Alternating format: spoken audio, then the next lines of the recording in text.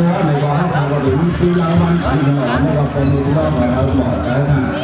ทางท่าเลยเนาะมันจะเดินเข้มแบบมาก็มันจะยืดหลงเดียวก็มันเลยก็มันจะเดินด้วยเพราะเข้มมันเนาะอันนี้ก็มันเข้ามาปล่อยเหมือนเลยก็หมู่ไหลตุ้มนั่นพนอให้หมู่เป็นแถวเป็นแนวเนี่ยมันจะเดินด้วยทางดีเนี่ยด้วยนำไม่ถึงเนี่ยก็เพื่อเขาเหมือนเลยก็เขาเลยพิมพ์บ้างเขาพิมพ์บอกเขาเลี้ยงเชื่อเนาะท่านในอำเภอเขามาเป็นประธานเปิดฟังปล่อยเขาเนาะก็แต่เดินเป็นปล่อยปีใหม่เต้าค่ะเล่นต่อค่ะ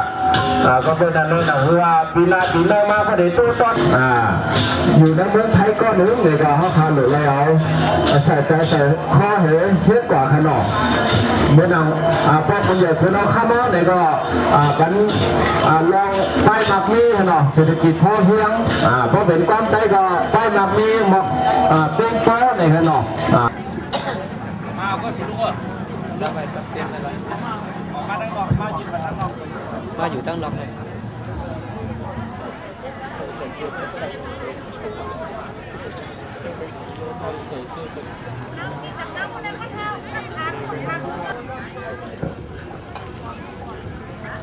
咁你有架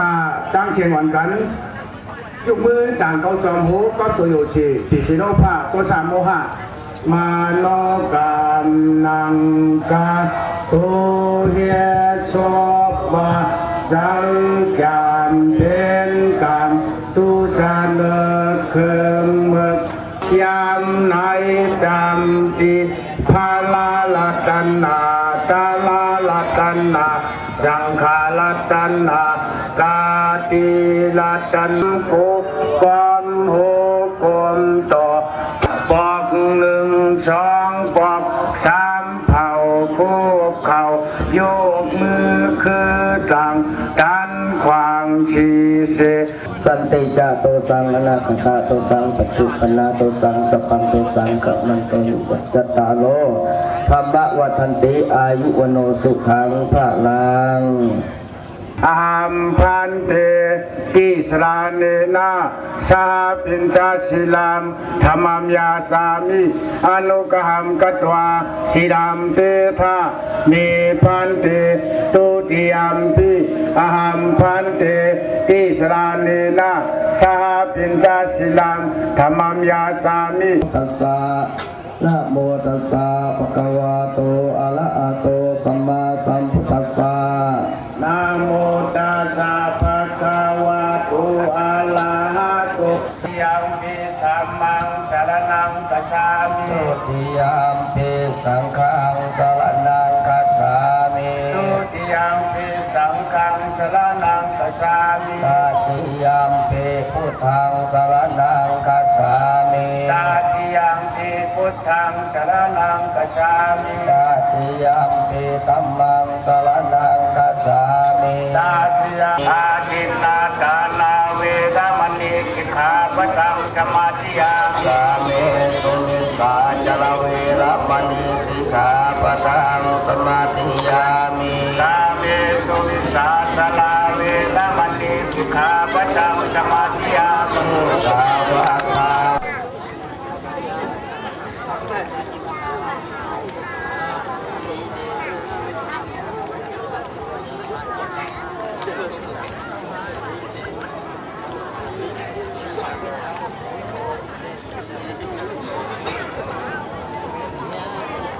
กท่านนายอำเภอและกองหลวงอบกำนันหนอข้าในเป็นประธานจัดงานแต่ประธานเปิดงานในขึ้นมาในเวทีแล้วก็ในกล่าวเปิดงานขนม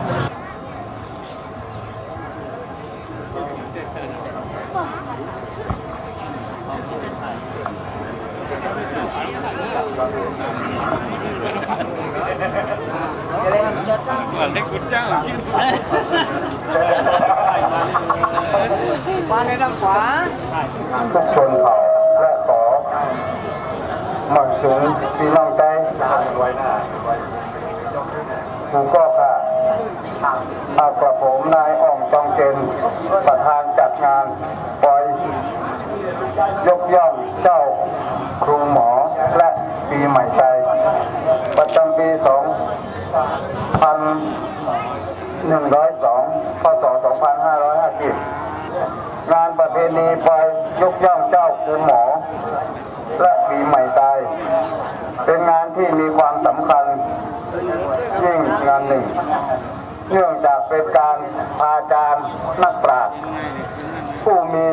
ความรู้ความสามารถในวิชาการแขนงต่างๆอันเป็นเส้นทางให้ลูกหลานได้ดำเนินชีวิตได้อย่างถูกต้องดังนั้นจึงควรเชิดชูยกย่อง